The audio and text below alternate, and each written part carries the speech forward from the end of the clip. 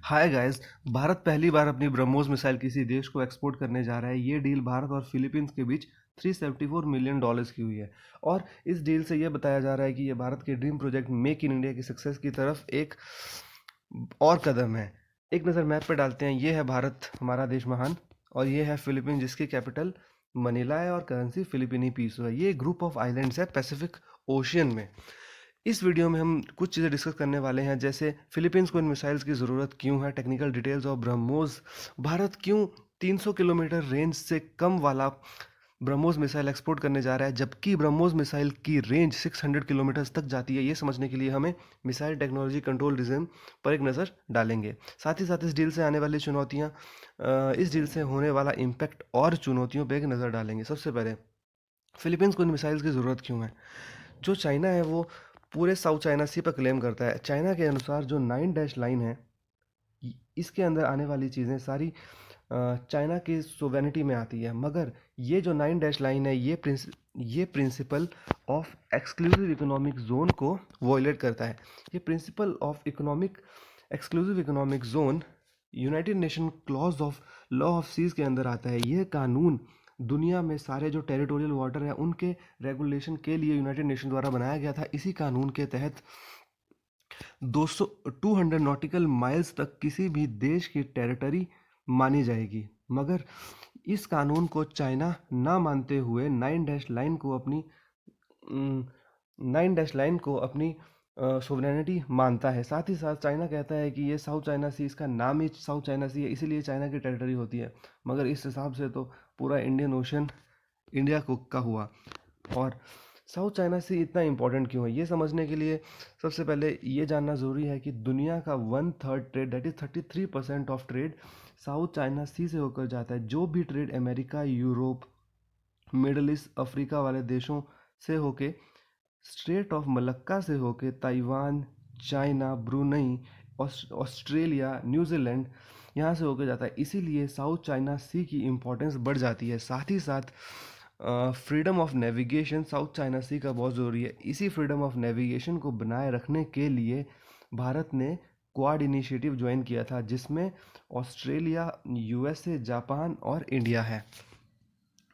साथ ही साथ ये भाई साहब मिसाइल्स को इस तरह यूज़ करते हैं जैसे कि खिलौना पकड़ा है, और आए दिन मिसाइल टेस्टिंग करते रहते हैं। इनके बैलिस्टिक मिसाइल की रेंज में गुआम आइलैंड, जो कि यूएसए से बिलोंग करता है, हवाई, Tokyo, Seoul, Pyongyang, Australia, even India तक इस रेंज की इनकी मिसाइल्स की रेंज है।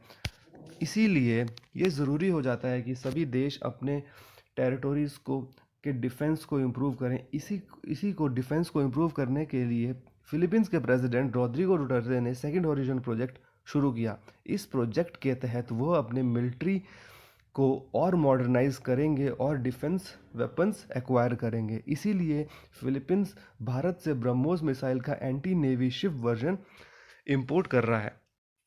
दूसरा, टेक्निकल डिटेल्स ऑफ ब्रह्मोस। सबसे पहले इस मिसाइल की रेंज 400 किलोमीटर से ज़्यादा है, अब बल्कि 600 किलोमीटर तक पहुंच गई है। और इस मिसाइल की वेलोसिटी 2.8 मार्क है। और ये एक सुपरसोनिक मिसाइल की कैटेगरी में आती है। सुपरसोनिक मिसाइल मतलब जिस मिसाइल की वेलोसिटी लेस देन 5 मार्क है। 5 मार्क से ऊपर जाने वाली वेलोसिटी को हम हाइपरसोनिक मिसाइल कहते हैं, जिस पे भारत अभी काम कर रहा है।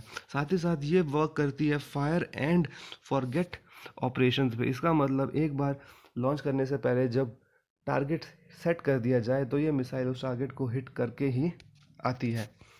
और साथ ही साथ जो ये ब्रह्मोस इनिशिएटिव है, यह इंडिया और रशिया ने साथ मिलकर बनाया है। इसमें ब्रह्मोस में BRAH का मतलब है ब्रह्मपुत्रा, जो कि इंडिया की एक रिवर है। दूसरी मोसवा, जो कि रशिया की एक रिवर है। और साथ ही साथ अब समझते हैं मिसाइल टेक्नोलॉजी कंट्रोल रिजिम। यह एक इंटरनेशनल कॉरपोरेशन है 35 कंट्रीज़ का, जिनका मकसद है कि 300 किलोमीटर से ज़्यादा रेंज वाली मिसाइल्स और जिनका पेलोड 500 किलोमीटर्स है, उनका प्लोरिफिकेशन रोकना। और इसका जो गठन है वो 1987 में G7 कंट्रीज़ ने किया था और इंडिया ने इसे 216 में as a 35th member join किया था और इस ऑर्गेनाइजेशन का चाइना पार्ट नहीं है। इस डील का भारत पे क्या इम्पैक्ट पड़ेगा? सबसे पहले इस डील से stronger Indo Pacific presence, India की प्रेजेंस इंडो पैसिफिक में आज भी कम है, इसीलिए इंडिया ने एक्ट ईस्ट पॉलिसी लॉन्च की थी ताकि वो एशियन देशों से अपने रिलेशंस को और इम्प्रूव कर सकें। दूसरा जो चीज़ है वो है चैलेंजिंग चाइनाज हेजिमनी। जिस तरह से चाइना हमारे पड़ोसी राज्य जैसे पाकिस्तान को वेपन सप्लाई करता है, इवन पाकिस्तान के पास न्यूक्लियर वेपन्स होने का एक रीज़न चाइना ही है, उसी तरह ये ज़रूरी हो जाता है कि इंडिया भी चाइना के जो दुखती रगें हैं जैसे कि ताइवान, साउथ चाइना सी, वहाँ पर अपनी प्रेजेंस बढ़ाए और चाइना को ये क्लियर मैसेज दे दे कि चाइना भी, इंडिया भी किसी से कम नहीं है। जो तीसरी चीज़ है वो है जियो पॉलिटिक्स। इस डिफेंस एक्सपोर्ट के चलते इंडिया के जो रिलेशंस है फिलीपींस के साथ, साथ ही साथ कंबोडिया, थाईलैंड, जिनके साथ यह डील अभी निगोशिएशन स्टेज में है, इससे इंडिया के रिलेशन इम्प्रूव होंगे। जो चौथा पॉइंट है वो है shift from importer to exporter. आज तक हम डिफेंस इक्विपमेंट इंपोर्ट ही करते हैं, चाहे वो रशिया हो या यूएसए से, मगर अब हम मेक इन इंडिया प्रोजेक्ट के तहत हम जो सारी जो मैन्युफैक्चरिंग है जैसे कि कार्स, चिप्स, डिफेंस, उनको भारत में ही मैन्युफैक्चर कर रहे हैं और उन्हें एक्सपोर्ट कर रहे हैं ताकि हम आत्मनिर्भर भारत का सपना एक दिन सच कर सकें। इस डील से आने वाले चैलेंजेस, सबसे पहले CAATSA act, countering America's adversaries through the sanctions act. इस एक्ट का अल्टीमेट गोल था कि जैसे रशिया में जो भी रेवेन्यू आ रहा है उसको रोकने के लिए।